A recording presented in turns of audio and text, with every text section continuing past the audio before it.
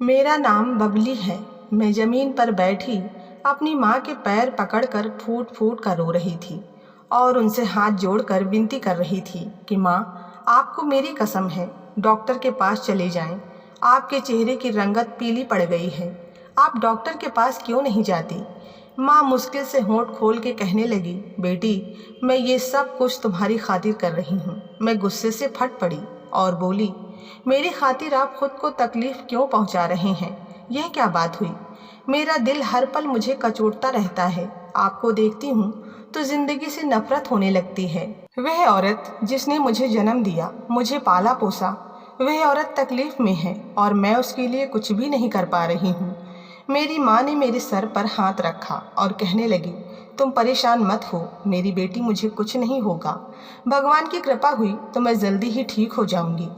मैंने माँ को सहारा देकर बेड पर लिटा दिया और उन पर चादर डाल दी।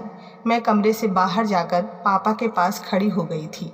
वह अखबार पढ़ने में बिजी थे। मैं बोली, पापा, आपकी पत्नी जिंदगी और मौत की जंग लड़ रही है और आपको बिल्कुल भी परवाह नहीं है। आप क्यों नहीं माँ को मजबूर करते कि वे डॉक्टर के पास चले जाएं? मेरी बात सुनकर पापा उदास हो गए। कहने लगे, मैंने हर तरह से कोशिश कर ली है, वह नहीं मानती मेरी बात। तुम तो अपनी माँ की लाडली बेटी हो ना, उनसे जाकर कहो, शायद तुम्हारी बात मान लें। मैं बोली, पापा, मैंने अपनी हर कोशिश करके देख ली है। अब आप भाई को भेज दें मम्मी के पास, हो सकता है भाई माँ को समझाएं तो मान जाएं। पापा ने सिर हिलाया और कहने लगे, वो थोड़ा आराम कर ले, फिर कहता हूँ। अभी अभी थक हार कर घर आया है। मैं अपने कमरे में जाकर लेट गई थी। मुझे कुछ भी अच्छा नहीं लग रहा था। मैं इस समय बेबस की हद पर थी। काश मेरी माँ मेरी बात मान लेती और मैं उसे डॉक्टर के पास ले जाती। फिर सारी रात मैं मम्मी की सेहत के लिए भगवान से प्रार्थनाएं करती रही। जैसे ही सुबह हुई, मैं उठकर मम्मी के कमरे में चली गई थी। मम्मी की ये आदत थी कि उनकी तबीयत कितनी भी खराब होती, वे सुबह सुबह ज़रूर उठती थी और भगवान की पूजा अर्चना करती थी। मैं मम्मी के पास चली गई, लेकिन आज हैरत की बात यह थी कि मम्मी नहीं उठी थी। वह जाग रही थी, मगर अभी तक बिस्तर पर ही लेटी हुई थी। उनकी आंखों से आंसू गिर रहे थे। मैं मम्मी के पास जाकर बैठ गई और बोली, मम्मी, आज आपने आरती नहीं की? मम्मी के चेहरे पर परेशानी और तकलीफ के आसार नजर आने लगे। कहने लगी, हिम्मत नहीं हुई है। मैं चुप हो गई। मम्मी ने मेरा हाथ पकड़ लिया और धीरे धीरे से बोलने लगी, मैं जो कह रही हूँ उसे चुप करके सुनो। जैसे ही तुम्हें मालूम हो जाए कि मैं मर गई हूँ, किसी को भी खबर देने से पहले ही घर से भाग जाना। इसी में तुम्हारी भलाई है। मैं तड़प गई थी और बोली, मम्मी, आप ये क्या कह रही हैं? मम्मी ने अब की बार मुझे डांट दिया और कहने लगी, जो मैं कह रही हूँ तुम्हें वही करना है। मैं बोली कि मम्मी, आप जैसा कह रही हैं वैसा ही होगा, लेकिन फ़िलहाल आप ऐसी बातें ना करें, आप बिल्कुल ठीक हो जाएंगे। तो मम्मी कहने लगी, अभी मेरे पास समय नहीं है। मैं तुम्हें आज ही सब कुछ समझा देना चाहती हूँ। जैसे ही मेरी आंखें बंद हो जाएं, तुम एक काली सी चादर ओढ़कर घर से फरार हो जाना। वापस पलट कर भी इस घर में मत आना। ये मत सोचना कि मेरी माँ की अर्थी पड़ी है तो मैं अपनी माँ को आखिरी बार देख लूँ। तुम बस यहाँ से चली जाना। मैं बोली, मम्मी, आखिर इसके पीछे का क्या कारण है? मम्मी कहने लगी, समय ने अवसर नहीं दिया, नहीं तो तुम्हें ज़रूर बता जाती। मैं चाहती थी कि ये सच्चाई तुम्हें बहुत पहले ही बता दूं, लेकिन कहते हैं ना कि जब तक इंसान के शरीर में थोड़ी सी ताकत और सांस रहती है, उसे अपने जीवन की आस रहती है। और मैं तो तुम्हारी ही सूरत देख देख कर जी रही थी। तुम्हें छोड़कर जाने की मेरे अंदर बिल्कुल भी हिम्मत नहीं है, लेकिन समय के आगे और भगवान के सामने किसी की नहीं चली है। अब मेरा आखिरी समय आ गया है। काश मैं तुम्हें पहले ही सब कुछ बता देती, लेकिन यही सोचकर चुप रही कि शायद भगवान मुझे ठीक कर देगा। मेरे पास ज़्यादा टाइम नहीं है। जाने से पहले अलमारी में कुछ जेवरात और कुछ पैसे रखे हैं, वो लेती जाना, तुम्हारे काम आएंगे। मेरी माँ टूटे फूटे शब्दों में मुझसे ये सब कह रही थी। कुछ बातें मुझे समझ आ रही थी तो कुछ बातें समझ नहीं आ रही थी। इतना कहकर मेरी मम्मी ने आंखें बंद कर ली। ये पल ऐसा था कि मैं सर से पांव तक लरच कर रह गई थी। मैं फूट फूट कर रोने लगी थी। दिल चाहता था कि अभी शोर करके अपनों को बुला लूं और सबके गले लगकर खूब रोऊं और बताऊं कि दुनिया में जिस इंसान ने मुझे सबसे ज़्यादा मोहब्बत दी है, वो इस दुनिया को छोड़कर और मुझे भरी दुनिया में अकेला छोड़कर जा चुकी है। मैं मम्मी के पाँव के पास बैठकर रो रही थी। खिड़की से अब रोशनी कमरे में आने लगी थी। मुझे मम्मी की वसीयत हर हाल में माननी थी, इसलिए मैं जल्दी से उठी और मम्मी की अलमारी से काली चादर निकालकर घर के पिछले हिस्से की तरफ भाग गई थी। मम्मी के मरने का मेरे दिल और दिमाग पर इतना बड़ा सदमा था कि मुझे कुछ होश ही नहीं था कि मम्मी ने कहा था कि कुछ पैसे और जेवरात लेती जाना। मैं खाली हाथ ही उस घर से भाग पड़ी थी। हम गांव में रहते थे, हमारा बहुत नाम था, बड़ी सी हवेली थी हमारी। इस समय मेरे पापा और भाई तो सो रहे होते थे, जबकि मैं और मम्मी सुबह सुबह उठा करते थे। और आज मैं अपनी हवेली से फरार हो रही थी। यह पल मेरे लिए बहुत ही ज़्यादा तकलीफ़ देने वाला था। मैं तो कभी घर से भी बाहर नहीं निकली थी और अब इस हवेली से जा रही थी, वो भी तन्हा अकेली। ये मेरे लिए बहुत ही कठिन था, लेकिन मुझे मम्मी की बात भी माननी थी, इसलिए मैं आगे बढ़ती जा रही थी। मेरा शरीर अभी तक काँप रहा था। मेरे घर में मेरी माँ की लाश पड़ी हुई थी और मैं यहाँ गलियों में भाग रही थी। मुझे कुछ भी समझ नहीं आ रहा था कि मुझे क्या करना चाहिए। तभी एक तेज रफ्तार गाड़ी मुझसे आकर टकराई और मैं बेहोश हो गई। उसके बाद मुझे कुछ नहीं पता कि मेरे साथ क्या हुआ है। कुछ लोगों की आवाज़ मेरे कानों में आ रही थी। वो कह रहे थे कि लड़की का एक्सीडेंट हो गया है, इसे अस्पताल ले चलो, जल्दी करो। लेकिन फिर धीरे धीरे ये आवाज़ भी आना बंद हो गई थी। ना जाने कितने दिन गुजर गए थे। आज फिर से मेरे कानों में कुछ आवाज़ आने लगी थी। मुझे आवाज़ आ रही थी। मैंने आंखें खोली तो मालूम हुआ कि मैं अस्पताल के बेड पर लेटी हुई हूँ। मेरे हाथों पर सुइयां लगी हुई थी। थोड़ी देर बाद एक नर्स कमरे में आई। उसने मुझे जागते हुए देखा तो वो बहुत ज़्यादा खुश हो गई। कहने लगी, धन्यवाद है भगवान का कि आपको होश आ गया।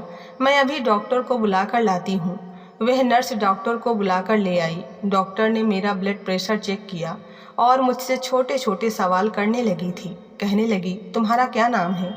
मैंने अपना नाम बबली बताया तो डॉक्टर ने कहा, बबली तुम कहाँ की रहने वाली हो? मैंने उसे बताया कि मैं किस गांव की रहने वाली हूँ तो डॉक्टर कहने लगी कि कुछ दिन पहले तुम्हारा एक्सीडेंट हो गया था, तुम कोमा में चली गई थी, लोग तुम्हें उठाकर अस्पताल लेकर आए थे, तुम्हें कुछ याद है क्या? मैं डॉक्टर की बातें सुनी तो फूट फूट कर रोने लगी थी। डॉक्टर ने मेरे सर पर हाथ फेरा और कहने लगी, तुम्हें रोना नहीं चाहिए, तुम्हारी तबीयत ठीक नहीं है, रोना तुम्हारे लिए खतरनाक साबित होगा। मुझे बताओ क्या हुआ है? मैं बोली, घर में मेरी माँ की लाश पड़ी थी। उन्होंने मुझे मरने से पहले वादा लिया था कि मेरे मरते ही तुम इस घर से चली जाओगी। मैं घर से बाहर निकली थी, मुझे मेरी माँ की चिंता थी। तभी एक गाड़ी मुझसे आकर टकरा गई थी और उसके बाद मेरी आंखों के सामने अंधेरा छा गया था। डॉक्टर कहने लगी, तुम अपने घर वालों से संपर्क करना चाहती हो, तुम्हें कोई नंबर मालूम है? मैंने नाम में सिर हिला दिया और बोली, नहीं, मेरी माँ ने मुझे मना किया था, उन्होंने मुझसे कहा था कि घर वालों से कोई संपर्क मत करना। तो डॉक्टर ने सर हिला दिया और कहने लगी, चलो शुक्र है कि तुम्हारी याददाश्त नहीं गई, तुम कुछ ही दिनों में बिल्कुल अच्छी भली हो जाओगी, तब हम तुम्हें अस्पताल से डिस्चार्ज कर देंगे। डॉक्टर कमरे से बाहर निकल गई थी। अब मुझे इस बात की चिंता थी कि आगे मेरे साथ क्या होगा, मैं कहाँ जाऊंगी। लेकिन फिर जल्दी ही मेरी आंखें बंद होने लगी। मेरी आंखों के सामने अंधेरा छाने लगा था। शायद दवाइयों के असर से मैं नींद में जा चुकी थी। मैं फिर से एक सुकून भरी नींद सो चुकी थी। कुछ ही घंटे बाद उठी तो फिर यही चिंता मेरे दिल को सताए जा रही थी कि जब कुछ दिनों के बाद मुझे डिस्चार्ज कर दिया जाएगा तो मैं कहाँ जाऊंगी।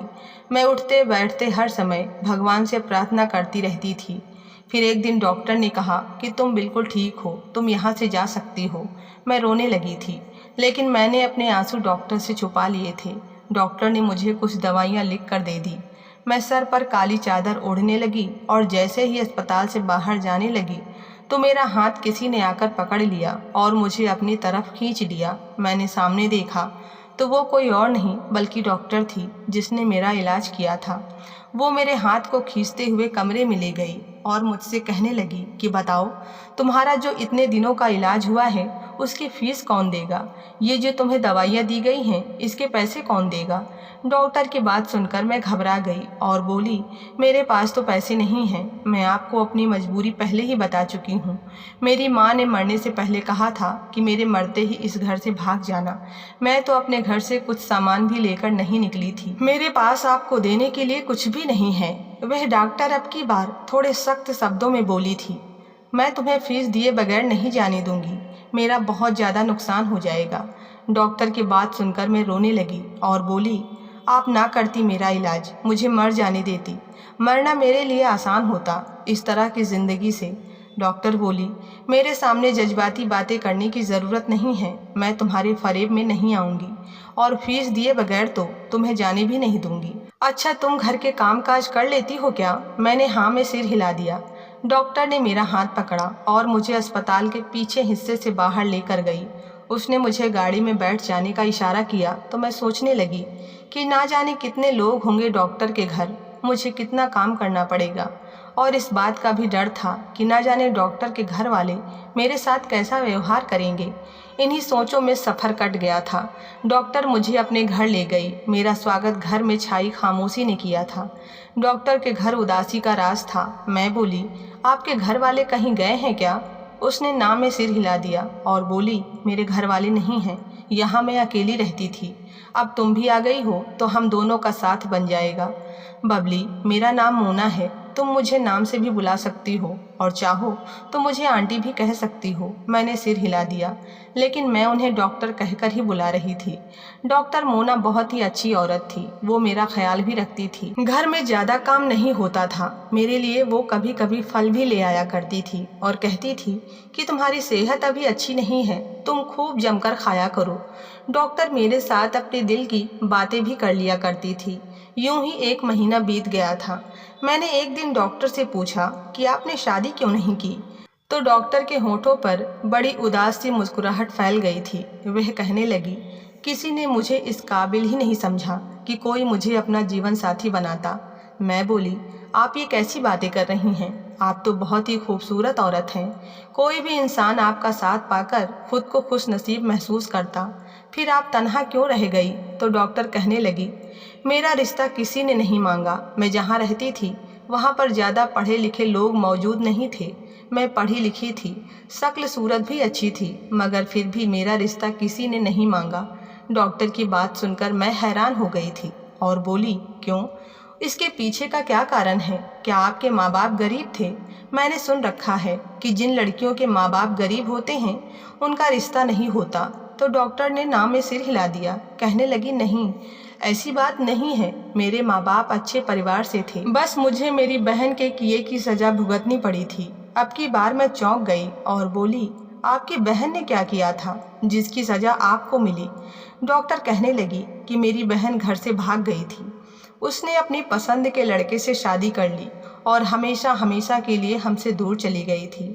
उसके बाद हमारे ख़ानदान और समाज में हमारी बहुत बेइज्जती हुई। लोग कहने लगे थे कि जिस घर की एक लड़की भाग सकती है उस घर की दूसरी बेटी भी चरित्रहीन होगी। हर किसी को यही डर था कि अगर कोई मुझे ब्याह कर ले जाएगा तो मैं शादी से पहले या फिर शादी के बाद घर से ज़रूर भाग जाऊंगी। बस फिर मैं अपने माँ बाप के घर ही बैठी रह गई। मेरे माँ बाप की बहुत रुसवाई हुई थी। मेरी बहन ने बहुत गलत कदम उठाया था। डॉक्टर की बातें सुनकर मैं उदास हो गई और बोली, ये तो ठीक नहीं हुआ।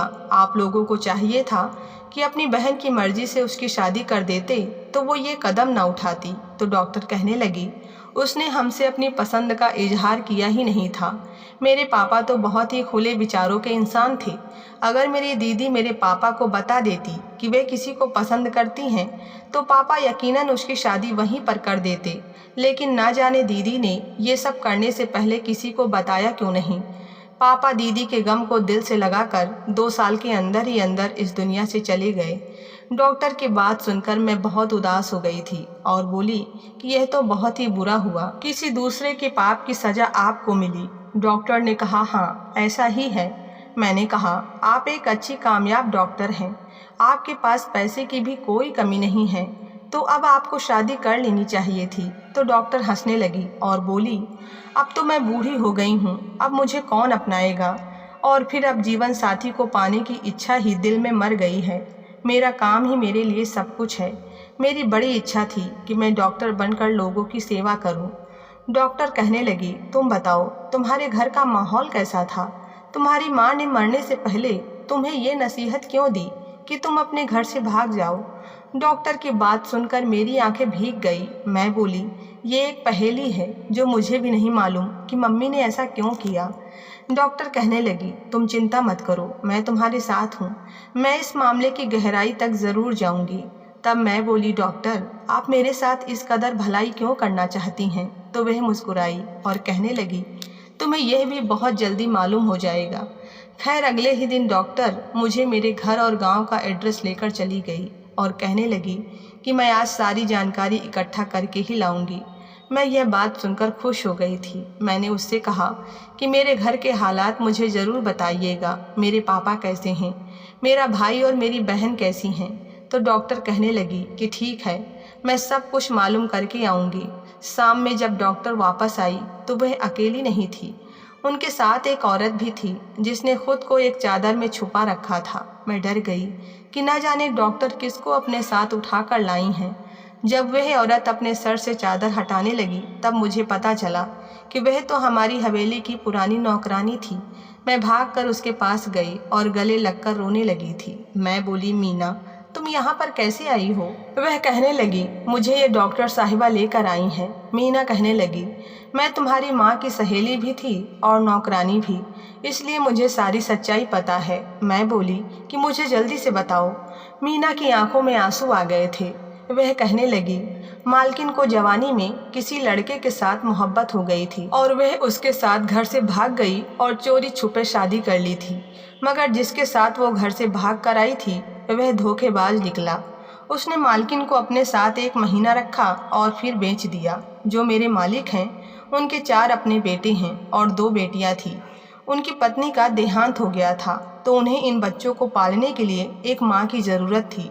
वह बड़ी उम्र की औरत लाना नहीं चाहते थे क्योंकि वो इतने बच्चों का ख्याल नहीं रख सकती थी। इसलिए मालिक ने सोचा कि वो किसी कम उम्र की लड़की को खरीद कर उससे शादी कर लेंगे जो उम्र भर उनके पास रहेगी और उनके बच्चों की सेवा और उनका पालन पोषण करेगी। मालिक इसी तरह की किसी लड़की की तलाश में थे जब वो एक दिन मालकिन को घर ले आए। वह कहने लगे, इस लड़की को मैं 2 लाख में खरीद कर लाया हूँ। मैं यह बात सुनकर हैरान हो गई थी क्योंकि मालकिन बहुत खूबसूरत और कम उम्र की थी। मालिक ने जहाँ से उन्हें खरीदा था उन्होंने बता दिया था कि यह लड़की घर से भाग कर आई है, इसलिए मालिक उसे कभी भी इज्जत नहीं दे सके थे। शादी के 12 साल बाद उनके यहाँ बबली बीबी जी यानी आपकी पैदाइश हो गई थी।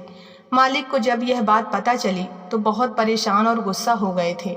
उन्होंने मालकिन से कहा कि इस बच्चे को गिरवा दो, मगर मालकिन किसी सूरत में नहीं मानी थी। मालकिन अब भी मालिक के बच्चों का ख्याल रखती थी, मगर मालिक बोले, मेरा दिल कह रहा है कि यह लड़की मेरा नाम खराब कर देगी। यूं ही समय गुजरता गया और आप जवान हो गई, लेकिन मालकिन को अभी भी इस बात का डर था कि अगर वो आगे पीछे हुई तो मालिक आपको जान से मार देंगे। शायद उन्होंने इसी वजह से आपको घर छोड़ने के लिए कहा था। मालकिन के जाने के बाद अगर आप घर ना छोड़ती तो मालिक आपकी शादी एक बूढ़े इंसान के साथ कर देते। इतना कहकर मीना फूट फूट कर रोने लगी थी। इतना कहकर वो चली गई। मैं दहाड़े मार मार कर रोने लगी। डॉक्टर मेरे लिए पानी लाने के लिए जैसे ही मुड़ी, उनके हाथ से टकराकर एक सूटकेस नीचे गिर पड़ा। मैं उसे ठीक करने लगी, तभी मेरी नज़र एक फ़ोटो फ्रेम पर पड़ी जिसमें इस डॉक्टर मोना के साथ मेरी माँ भी खड़ी थी। मैं अवाक रह गई। डॉक्टर ने पूछा, क्या बात है? मैंने इशारा करते हुए कहा, आप मेरी मासी हैं। हम दोनों गले लगकर रोने लगे। यूं लगा जैसे एक दूसरे को जीने का मकसद मिल गया हो। डॉक्टर बोली, तुम अकेली नहीं हो, मैं तुम्हारे साथ हूँ। अब मैं और मासी एक साथ रहते हैं। वो मुझसे बहुत मोहब्बत करती हैं। उन्होंने मेरा एडमिशन कॉलेज में करवा दिया है। मेरी ज़िंदगी खूबसूरत हो गई है, मगर मेरी माँ की मुझे बहुत याद आती है। आपको ये कहानी कैसी लगी कृपया कमेंट में ज़रूर बताएं और कहानी पसंद आई हो तो वीडियो को लाइक सब्सक्राइब करना ना भूलें। मिलते हैं नई कहानी के साथ, तब तक के लिए धन्यवाद।